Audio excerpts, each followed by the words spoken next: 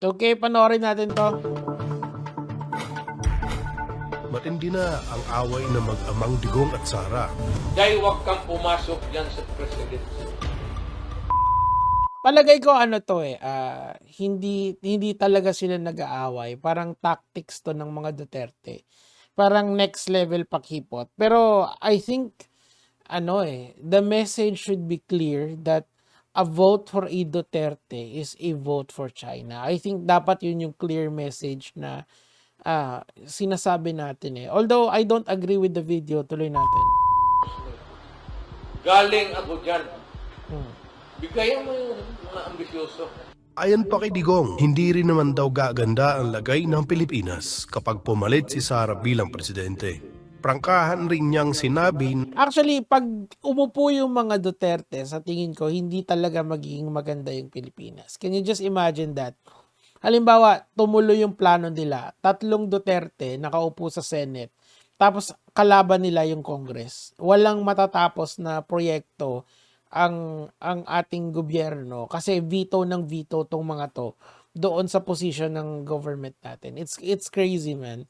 So ako, I agree na na sana hindi talaga tumakbo to. Kung meron man isa para hindi mukhang garapalan, 'di ba? Tuloy na natin. hindi kaya ng kanyang anak na gampanan ang posisyon. I have told Inday not to run kasi naaawa ako sa dadaanan niya na dinaanan.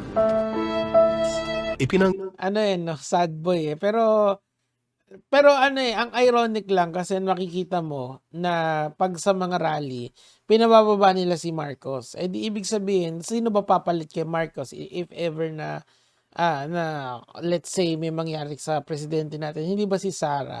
So I guess ingenuine na naman dito si Digongski. Control niya sa fan base niya or dun sa base nila, yung political base nila dun sa mga kultunatics nila na alam mo yon na naniniwala pa rin sa galaw ng mga Duterte. It's crazy, man. Na hanggang ngayon may naniniwala pa rin sa kanila. Tuloy natin. Girin ni Digong ang inanunsyo noon ni Sara na sabay-sabay tatakbo bilang senador ang kanyang ama at mga kapatid na sina Baste at Pulong sa midterm elections. Sa madaling salita, sinasabi ng ama na sinungaling at walang kakayahan maging presidente si Sara. Ito naman ang banat ng kampo ni Sara. Yan yun tingin ko tactics lang yan para pakipot tactics next level. But totoo lang, sa tingin ko at this point, kampi-kampi sila talaga Again, siguro nasa sa inyo na lang yung kapangyarihan, kayo mga nanonood at nakikinig sa akin, not to vote for a Duterte anymore. I mean, kung galit kayo sa current administration, ikaw na magpapapasok na naman ng Duterte, would just perpetuate the circle of political tug of war na nangyayari ngayon at mangyayari kapag binote in mo uli yung mga Duterte. Tuloy natin. Walang iba raw kundi si Digong ang dahilan ng patuloy na pagbagsak sa approval at trust ratings. Hindi, tingin ko si Sara din may kasalanan nun kasi marami siyang ginagawang hindi kaaya-aya ngayon. Tuloy natin. Ng Vice Presidente at dating DepEd Kumbaga nakakatulong lang siguro sa pagbaba si Digongski, pero si Mao Digong. Pero talagang may na talaga. Yung daos-dos, tuloy-tuloy na yun. Tuloy natin. Ayon sa kilalang Sara supporter at founder ng survey firm na Publicus Asia, si Digong ang may kakagawan kung bakit lagapak na yon sa mga survey si Sara. Hindi ako nag-a-agree doon Sa tingin ko si Sara din ang may kasalanan. Yung hindi siya nagsalita sa China, para sa akin foul na talaga yun 'Di ba? Pero kapag kay Buloy, tuloy-tuloy ang salita niya. May mga 'di ba? Ginagamit niya pa yung position niya as vice president para ipalaganap yung message niya, 'di ba? It's crazy. Maging sa resulta ng survey ng kanya mismong survey firm.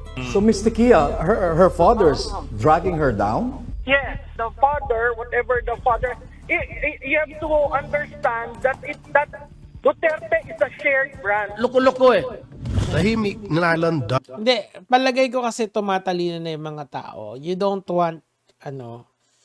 want another Duterte regime. Tingin ko yun na yung gusto ng mga tao ngayon Siguro iba naman, ganyan. Hopefully yung susunod na administration veers away from this heavy politicking, 'di ba?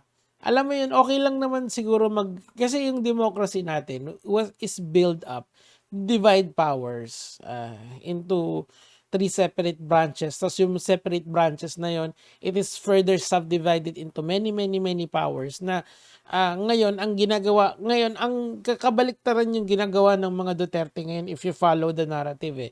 They're trying to consolidate power. Alam mo yun, pinagtitipon-tipon nila yung natitirang power nila. And when you give these people power, tayo mahihirapan yan. Kung nahihirapan na tayo ngayon, mahihirapan pa tayo sa mga susunod na taon if these people is put back into power.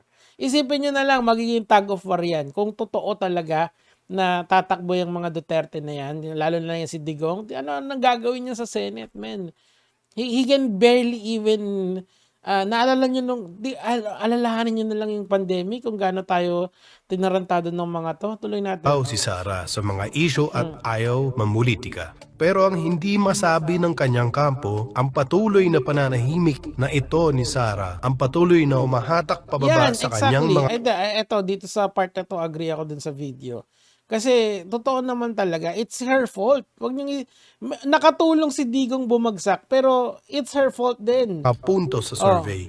Ang pananahimik tungkol sa issue ng West Philippine Sea, kahit hindi siya parte sa gentleman's agreement ni Digong at Xi Jinping.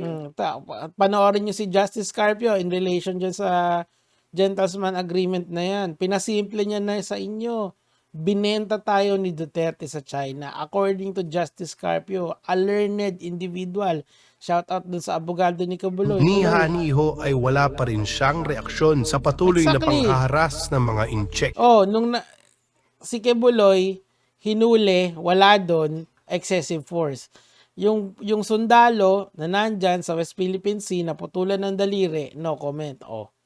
Ngayon magtataka kayo ba't bumababa si Sara Duterte. Naalala ko nung election, they were saying Marcos is a weak leader. So is Sara. Actually, mas worse pa nga si Sara kasi China sympathizer yan si Sara Duterte. Obviously, right? Sa ating tropa sa Ayungin Shoal. Ang pananahimik sa isyu ng korupsyon tulad ng naglahong 125 million pesos na intelligence. Yan ang gusto ko. Ini-enumerate mo, pare. Kung sino ka man nagsasalita, very good ka dyan. Fund niya in 11. Actually, maraming ganitong video sa TikTok, yung mga expose sa Duterte. Talagang grabe talaga. Meron pa si Harry Roque. Siguro bukas tayo kay Harry Roque.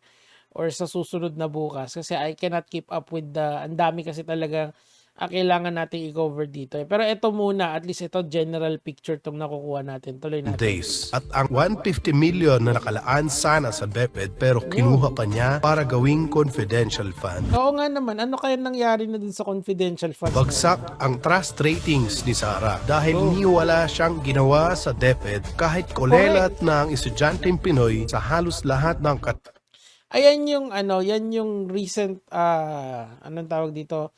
Yung math, science, and reading natin na lumabas sa survey ng PISA. Okay. Ngayon naman, mababa tayo sa creative thinking. So, creative thinking is the highest form of thinking. Kasi yun yung ways to solve problems. Basically, kung gaano ka imaginative, yung imaginations mo yung gagamitin mo dun Isipin mo, we are... Sobrang baba natin doon. Tuloy natin. Ayon sa maraming testigo, sa katunayan, akusado rin si Sara ng ICC at isa siya sa mga kasunod na aarestuhin ng Interpol pagkatapos ng kanyang tatay. Yung war on drugs na yan, paintindi nyo nga sa akin yan. Yung war on drugs na yan, sinasabi nila na maganda yan sa Davao. Okay, even though yung human rights noon, yung CHR natin under Laila De Lima nung araw, ang dami niyang nakitang, actually hindi lang si Laila De Lima ang WHO din, World Health Organization, nag-conduct din sila ng study about sa EJK bago pa maging presidente si Duterte. And they have seen a lot of EJK sa Davao lang. Sa Davao pa lang yon. Hindi pa kasama yung iniimbestigahan ngayon sa Kongreso. Now, the question is ganito. Why is it na kapag maganda yung nangyayari sa Davao, like ang baba ng criminality, sa Davao, buong Davao yon kasi hindi mo naman ini-specify kung sa which part of Davao eh. Sa Duterte lahat, it's all good. Pagka positive, all Duterte, wholesale, pag positibo. Pero pag negatibo naman, ang sasabihin, hindi, hindi kasali Duterte yan. Iba mayor dyan, iba kongresista dyan. Napaka-selective nung accomplishments ng Duterte kapag may negatibo ng napaka-selective nila pag kritisismo na yung binabato mo. Pero kapag ang binabato mo ay positibo na, lahat sa kanila, tanggap nila. Tandaan natin, without the Davao support or the Davao narrative ang tawag ko doon, walang Duterteng uupo. Naintindihan nyo? Hanggang ngayon, di ba, miski si Baste, ang kanyang galawan ngayon ay war on drugs. Di ba, dami nang nasuspinde na police, 35 na police. Dahil dyan sa war on drugs na yan. O, tuloy natin. Teka lang. Ayan. Nagtatanong, kanino kami ngayon maniniwala? Kanino kami ngayon kakampi? Sa tatay, sa anak, o none of the above na lang? Yan. Pistioy! Okay, ako ang sagot ko, none of the above. Kasi nga, it's time to stop this political tug of war na bibigyan nyo uli ng kapangyarihan yung mga Duterte to come back and tear this country apart. Listen man, kung bibigay nyo yung Senate floor sa mga Duterte, anong mangyayari? 'Di ba? Hati-hati tayo niyan. Yung Senate ay magiging pro Duterte, yung Congress naman ay magiging pro Marcos. And then they will tear this country apart. It's just crazy kung ganun yung mangyayari, mga kamatis, mga kaibigan. So let's do yourself a favor. Do this country a favor. Come March 25, always think that a vote for a Duterte is a vote for China. Okay, wag niyong isipin na gegerahin tayo agad-agad. It takes a lot of time. Tandaan nyo, ang Taiwan, nakaupo lang dyan. Mahilig sa saber rattling ang China. And we will talk about that in the next following videos. But for now, I just want to leave you guys with this. Vote for them and you will tear this country apart. Yun lang naman, GG mga lods.